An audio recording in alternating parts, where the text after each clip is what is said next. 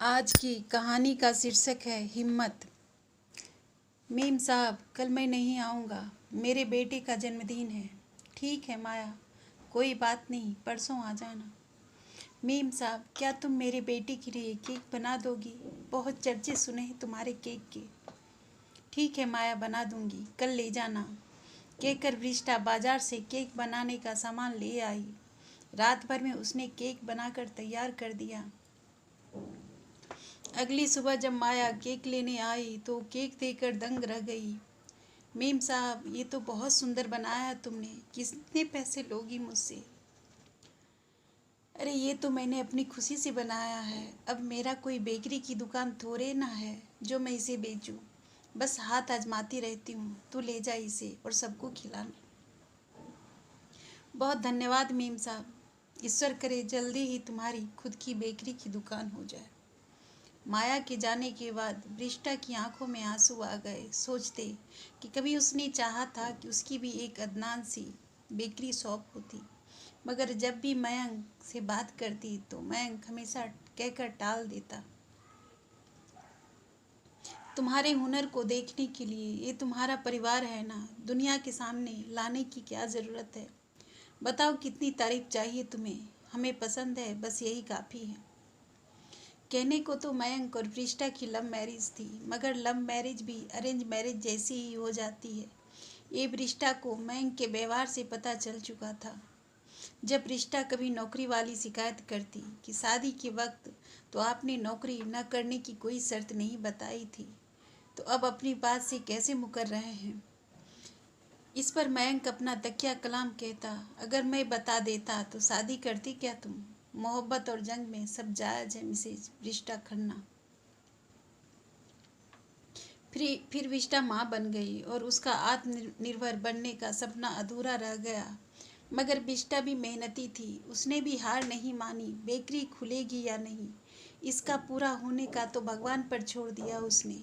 मगर घर पर शौकिया ही केक कुकीज़ ब्रेड बनाने लगी। अपनी खुशी से वो कभी कामवाली की बेटे के जन्मदिन पर, कभी रिश्तेदारों के किसी के जन्मदिन पर बिना पैसे लिए केक बनाती। धीरे धीरे उसके केक की चर्चा आसपास के लोगों तक पहुंचने लगी। वृष्टा ने सोचा नहीं था कि उसकी मेहनत इस कदर रंग लाएगी। पहली बार वृष्टा को केक का ऑर्डर आया, ऐसा लगा जैसे वृष्टा के सपनों की मंजिल की शुरुआत हो चुकी थी।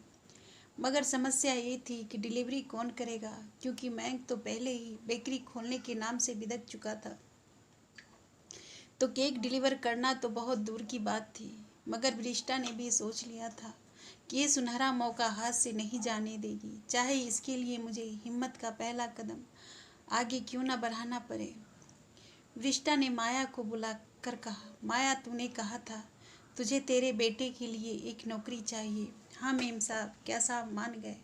साहब तो नहीं, मैं नौकरी दूंगी। हैं? आप कैसे मेम साहब? आप तो ओ छोड़, बस जहाँ का मैं पता बता दूँ वहाँ मेरा बनाया हुआ केक डिलीवर करना होगा, और जो पैसे मिलेंगे उसमें से डिलीवरी करने का कमीशन तेरे बेटे को तनख्वाह के रूप में दूंगी। क्या तेरा बेटा साइकिल पर डिलीवरी करने जा सकता है? क्या? हाँ मेम साहब, क्यों नहीं। क्या बोलूँ, कैसे बोलूँ? तुम्हारा काम चले नहीं, खूब दौड़े, खूब दौड़े। तुम खूब ऊपर बढ़ो मेम साहब। लाखों दुआएं माए के दिल से एक साथ निकल गई। बस माया, क्या पता तुम लोगों की दुआओं से मेरा काम चल गया तो एक दिन मेरी खुद की बेकरी शॉप हो गई।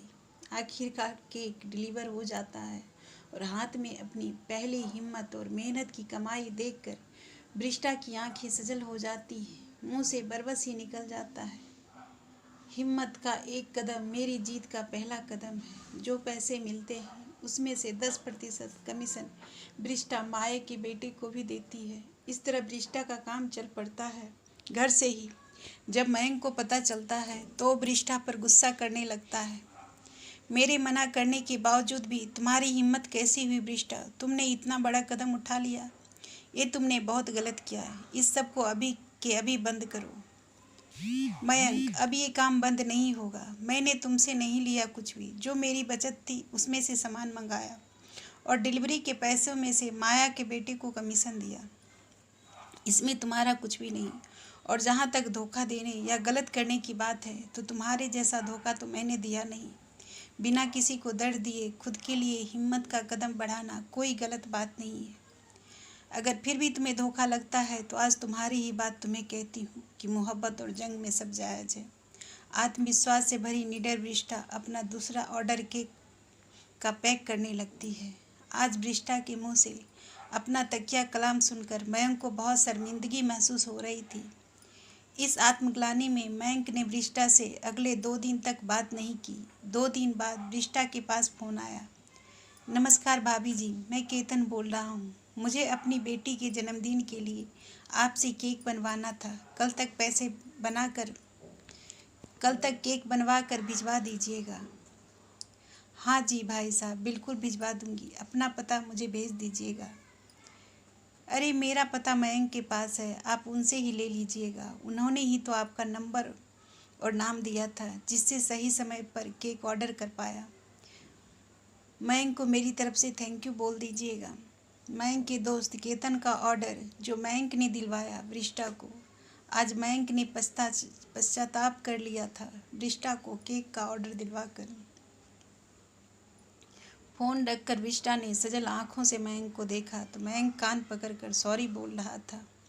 अब मैं तुम्हारे लिए एक दुकान खरीदूंगा जिस पर हम लिखेंगे वृष्टा बेकरी शॉप। वृष्टा को कानों पर विश्वास नहीं हो रहा था। आंखों में खुशी के आंसू लिए वृष्टा मयंक के गले लग गई।